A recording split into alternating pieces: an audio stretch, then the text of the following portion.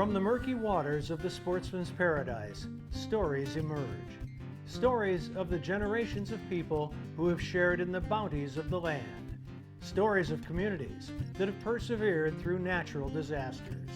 Stories of the abundance of fish, wildlife, and adventures that create an ecosystem rich in diversity.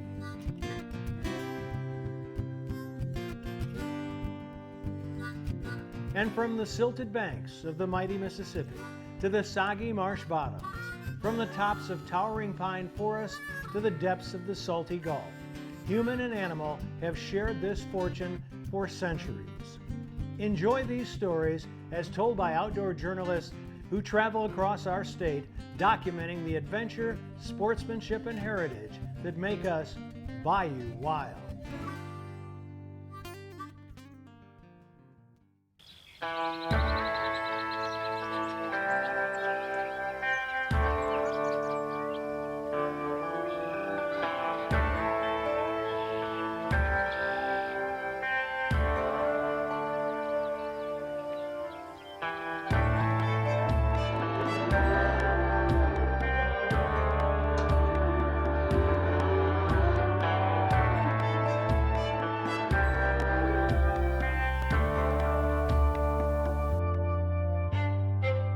On this week's episode, we visit a home where the buffalo roam, where sportsmen and women come out to play,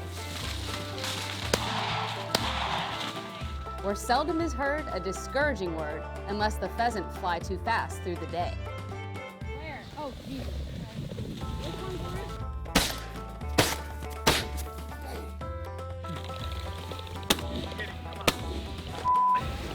There's absolutely no way to prepare for it, so it's a snap reflex, and they say, it's just something you figure out. This year we had kind of a tight, close quarters type of hunt. I really enjoy that more. That bird! Right there. Oh!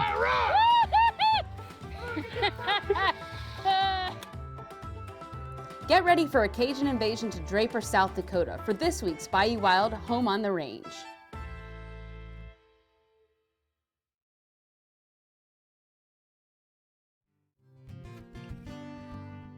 Closed captioning made possible by Ceto.com. Become a member.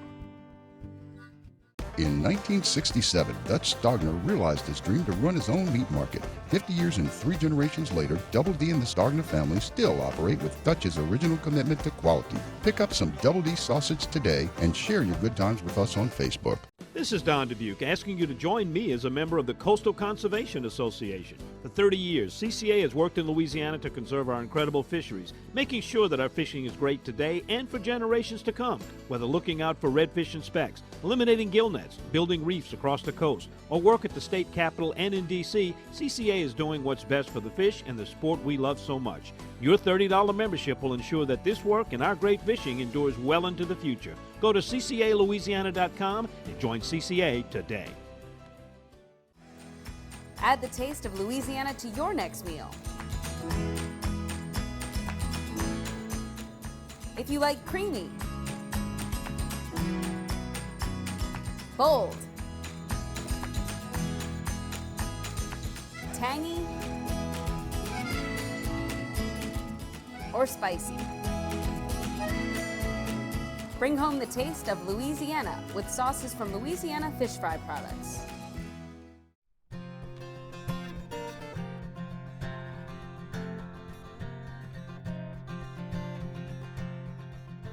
From the air, late fall in America's Dakotas look like a barren wasteland. The season's crops have been harvested, and area lakes touched by the first winter's freeze. When you think of South Dakota, several images come to mind. Mount Rushmore, roaming bison, rolling hills, and Badlands National Park. But for a sportsman, these harsh environments reveal a beauty of exciting bird hunting coupled with first-class accommodations at a true gem of an outdoor getaway, Bad River Bucks and Birds.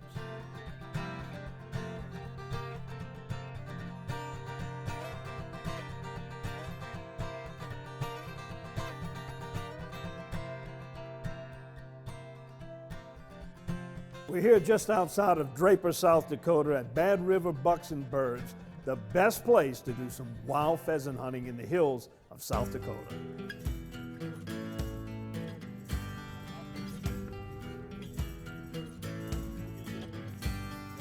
Blackbirds like that song. Let's go. All right, that black dog.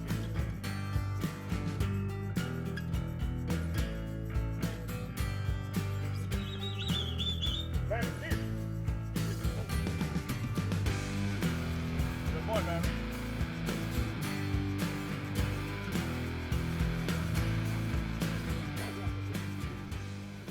We got a rooster that popped out here into the opening. He just ducked back in the corn, and we're closing down on him. As soon as we get the dogs and the other hunters on him, we should get a flush.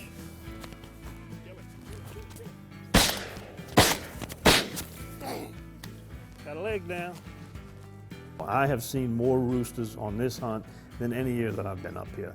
No snow, a little bit of wind, no below zero temperatures. It has really been a pleasure to be up here. Weather was great and a lot of roosters to shoot. The biggest thing we see people doing is they're just not prepared. 5 degrees to 50 degrees. Be prepared for that. Layers of clothes are good. We're going to have layers on. We're cold in the morning. We get to just before lunch and you're peeling stuff off. And When you come here and you hear a 3-bird limit, you think that's going to be easy. And for people that have done it before, it is easy, but if you're a novice, it's not. Right there, rooster!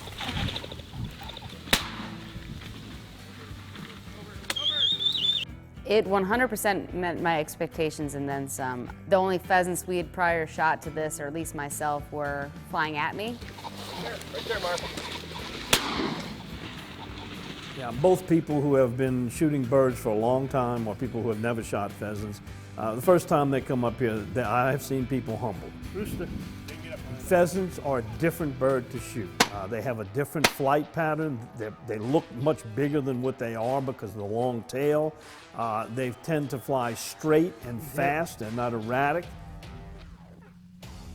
you need to have it become a routine. You can go shoot 10 times in one day, play birds. Your brain is thinking about that all night long. It's thinking, what did I do? How can I make it better? There's absolutely no way to prepare for it. You can't see them. You have no idea when the dog's going to jump them. Even when they're acting birdie, you don't know where they are. A lot of times they're in corn stalks or you don't see them. And even the birds you see on the ground, you don't know which direction they're going to go when they fly. So it's a snap reflex, and they say, you know, it's just something you figure out.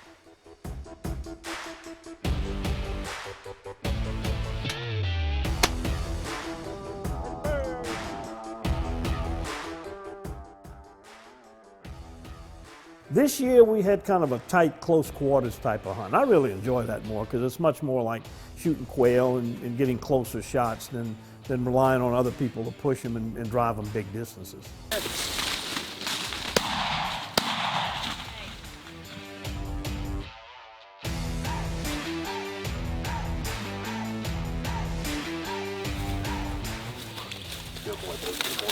Good boy, get out there. Out. We're going to keep walking right straight forward until we get to that.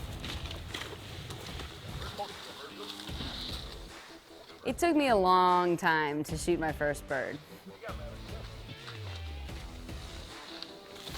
There it is.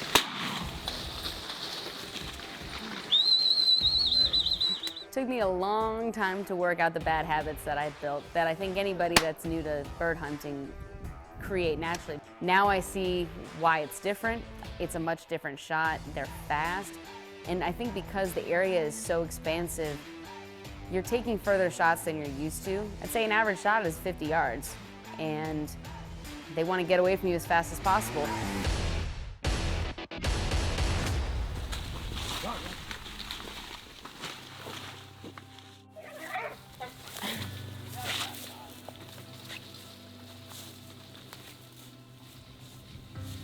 Right there, rooster.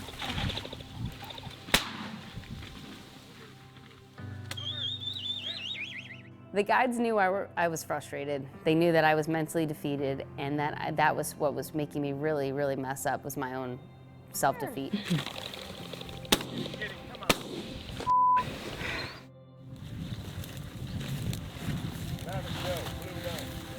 The hardest part about it is the excitement of it, because you get so excited and a lot of times they startle you that you forget everything you're supposed to do.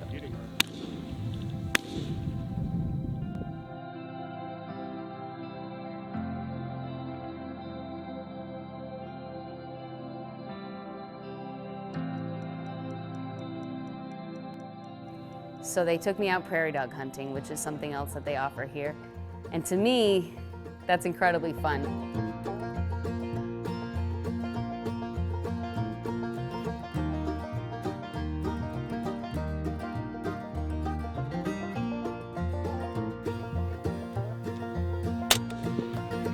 Oh, missed him. Down.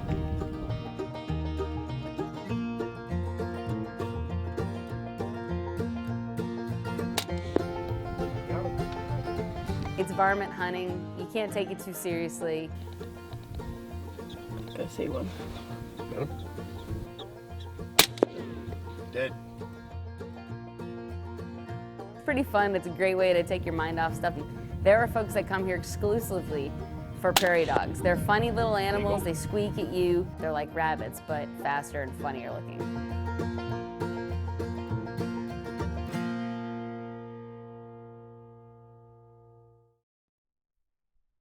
Coming up next, more from the Bayou Wild Adventure to Draper, South Dakota.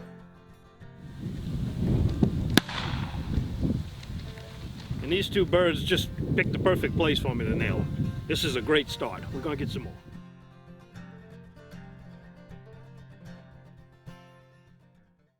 In 1967, Dutch Stogner realized his dream to run his own meat market. 50 years and 3 generations later, Double D and the Stogner family still operate with Dutch's original commitment to quality. Pick up some Double D sausage today and share your good times with us on Facebook.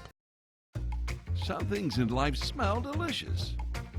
Others, not so much. Like a gas leak. Propane, for instance, is naturally odorless. That's why we add strong odorants to alert you if there is a leak. So if you ever smell gas, turn your system off at the tank and call your propane dealer immediately. Propane is a safe and exceptional fuel, and we want to keep it that way.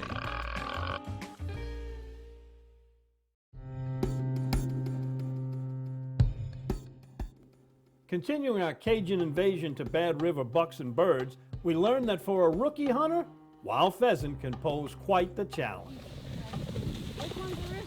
I think I had bad luck and bad shooting the first day, so that put a lot of weight on my shoulders. But it was tricky yesterday because these cornfields are really tough to walk in. For being a vertically challenged person, it's hard to shoot when birds are only a foot or two over the corn stalks and you're barely looking over them. We hunted them a little differently this year. We really didn't hunt with any big groups. We didn't hunt with the 20 or 25 hunters with long pushes and drives.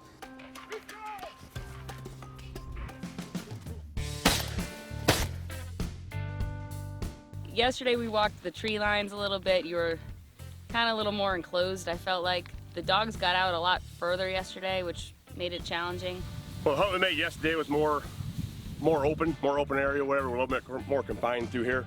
We got a sorghum patch that hadn't been hit in a while. We went ahead and walked down through there. Had the dogs a little bit softer, a little bit tighter in.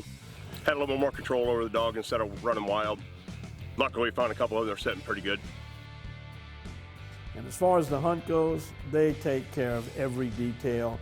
Make sure you have everything what you need.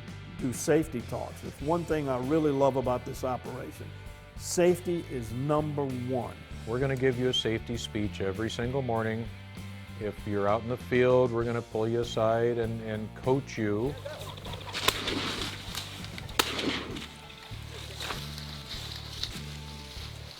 The only real compliment I got this week was that I was a safe hunter, and if that's the only compliment I get, I'll take it. The thing I struggled with is when people say take your time, because that's literally 1 second more than rushing. There's not a lot of time to line up and shoot. You don't have to hit every bird out there. You do not, there's plenty of birds. You do not have to be the first guy to shoot. Take your time and be safe. It's like summer for them now. Sorry. By the time I overthought, you know, shoot ahead, shoot behind, get my gun up, they're gone. So. what happens is you've got a lot of things you got to be conscious of. You've got dogs in front of you. You've got hunters. In our case, we got a cameraman we like to keep around for a while. So you've got to take in all those things when you throw that shotgun up before you pull the trigger. I think the most rewarding part was killing my first bird, and it took a day and a half to do so and a lot of shells. Bring more shells than you think you need if you're new to it, because you will use them. Oh. Oh! A blind squirrel gets none every once in a while. Catch him up, man. This is one of the most frustrating sports I've ever tried to do. Even when you figure out what you're doing wrong, you can't necessarily make yourself fix it. And I don't know what fixed it, but I guess a couple boxes of shells, some really good dogs and guides, and a stupid bird once in a while. Once they started connecting, it started to click a little bit better.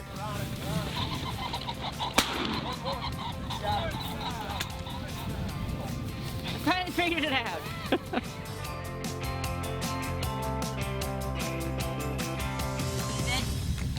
Good boy.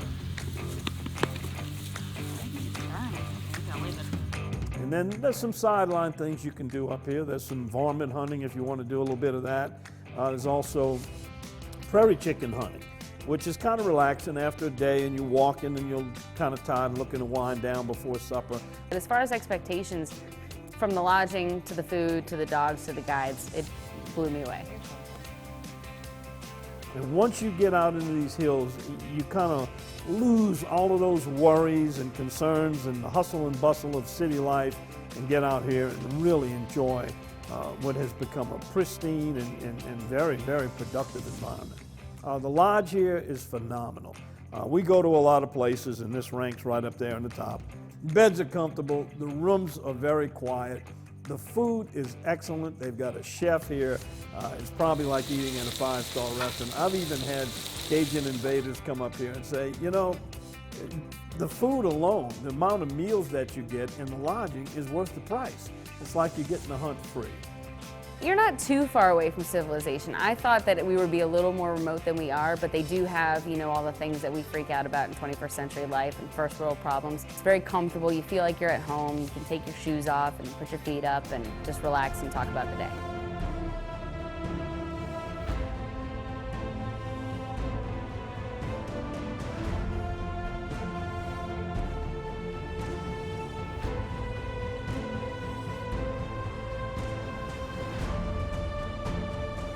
What I love about South Dakota's habitat is, with the exception of the agriculture, the corn, the sorghum, the milo, those fields, this area is virtually unchanged for centuries.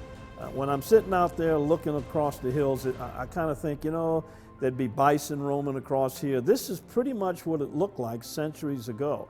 And you can really rest your mind and get some relaxation in while you're out here, because it's that kind of place.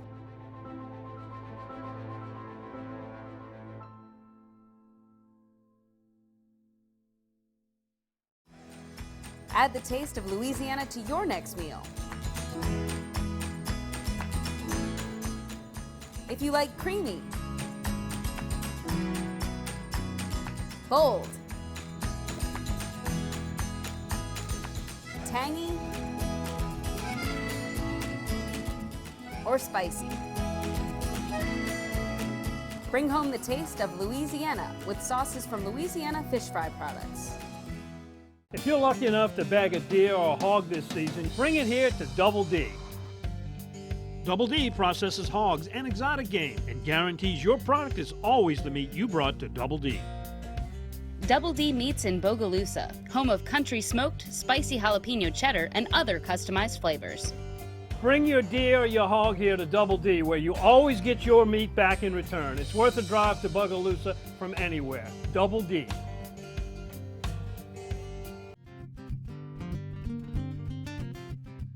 We're here in the kitchen with Sarah Giles. She's a North Shore native and avid outdoors woman and loves to bird hunt. And tell us what recipe we're making today.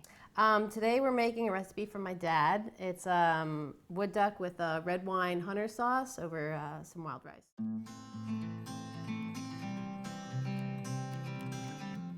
First step is mince your shallots Okay. and cut up your mushrooms if you haven't, and then we'll put a little bit of seasoning. So we're just putting a little bit of a Cajun seasoning here, and you want to do both sides, correct? Yep, both sides. Helps get a little bit of a nice crust on it Awesome. when you sear it in that hot pan.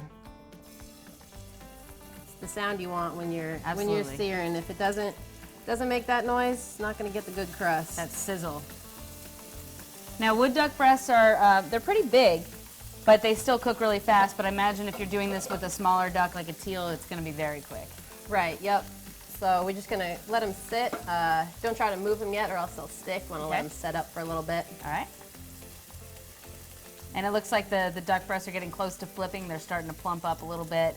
Yep, starting to plump up. You can tell they're not sticking. Getting a good crust on the bottom. So we can go ahead and check them. All right. Yeah, that looks good. To be 100% honest, I'm probably one of those people that 9 times out of 10 is making duck poppers. So, not because, you know, I'm not afraid to cook, I just really like them. But it's good to learn a new way to cook duck and kind of make myself a little more advanced in my cooking. Yep, these might convert you from duck poppers. Another recipe for the repertoire. All right, let's get these babies off, let them rest, and start making our sauce. So they've been on probably 5 minutes or so? Yeah, 5 or 6 minutes. Should be nice and tender in the middle. And then I'll add a little bit more oil. And then we'll get those shallots going. Next We're gonna step. add some salt and pepper. And then we'll add the mushrooms. So you don't need your shallots fully cooked right now, just kind of where they're beginning to caramelize. And then we'll go ahead and add these mushrooms.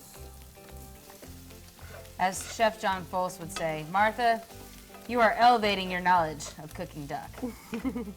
It's all about trying to figure out new ways to cook it. All right, so we're gonna go ahead and add some minced garlic, about a teaspoon. Just saute that for 30 seconds or so, not even. Nobody likes to taste the burnt garlic. So we're gonna add any red wine that you have around. I admit I bought this wine for the bottle. Martha does love her bluefin tuna. Add about a half cup. The rest will go in other cups. Yep. So we're gonna simmer that. You wanna reduce the wine by about half. Okay. Does it start to thicken at all, or does it stay kind of watery? This is a little bit of a thinner sauce, but it will definitely start to thicken some. All right, what do we have next? All right, so once your red wine is reduced by about half or so, you're gonna add about a cup and a half of just beef stock to give a little bit more volume and some flavor to that sauce we're gonna put over our duck. All right, and the famous Lee & Perrins Worcestershire. How much of this do we want to shake in there?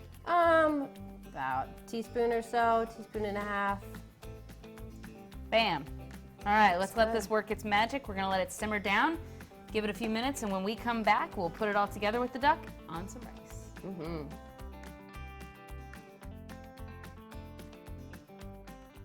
Hello, my friends. This is Louisiana native Zachary Richard. I cherish the outdoor experiences that make our state so special. And for the first time in over 60 years, whooping cranes are back in Louisiana. Wildlife and fisheries need your help as these beautiful birds resettle in our state. If you spot a whooping crane, observe it from a distance, and if you witness anyone harming one of these very special birds, call the number on the screen. This message is underwritten by Chevron.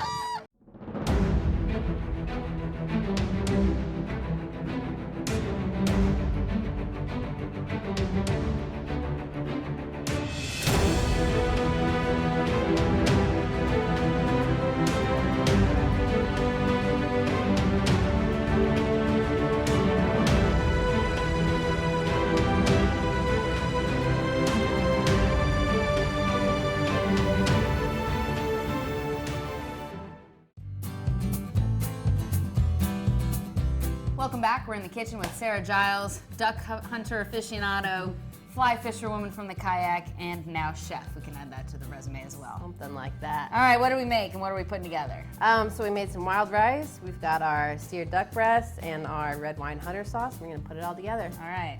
So yep, just set those right on top of the rice, and then once your sauce is reduced, it's not a super thick sauce, but it shouldn't be watery. So just spoon that right on top. Shallots are nice and caramelized.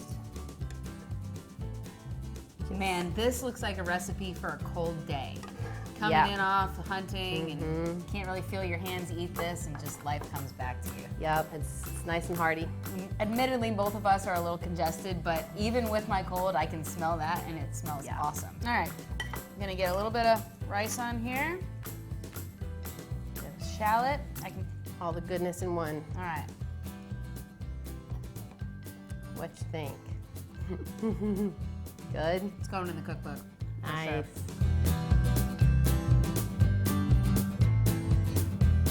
So once again, remind folks what this is called? It's wood duck and a red wine hunter sauce. Courtesy of Mr. Giles. Thank you, Sarah. Yep, thanks, Dad.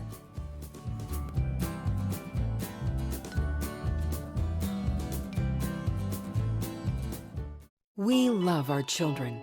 We protect them. We guide them. We prepare them for life in the world. With all that we do, from deep in our hearts, we cannot control all things. Life-threatening illnesses and disabilities affect far too many of our children each year. While we cannot change the circumstance, we can make dreams come true.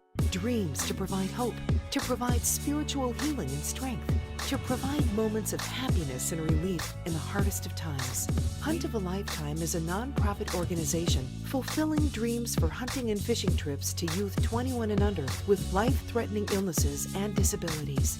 Visit huntofalifetime.org to learn how you can make a difference.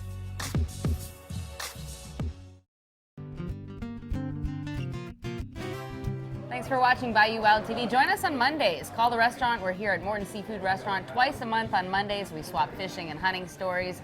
It's always a good time. And if you miss any episodes, go to BayouWildTV.com. You can always watch the back episodes. Check out the Bayou Wild collection. Some great gifts, hats, shirts for your Bayou Wild TV fans.